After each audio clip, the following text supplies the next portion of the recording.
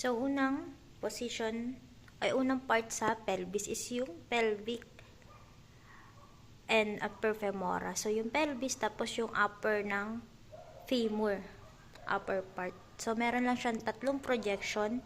Yung unang projection is itong AP.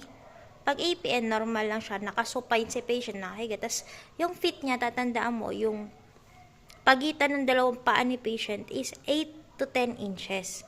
Okay, from each other. Tapos, yung leg and foot niya, naka-rotate ng 15 to 20 degrees. Okay?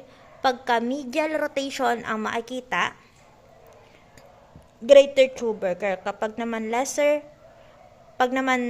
lateral rotation ang makikita, lesser tubercle. So, ayun. Yun ang makikita mo dun.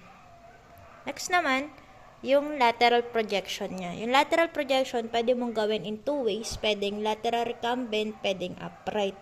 Pag lateral recumbent, yung vertebral column, yung parallel sa IR.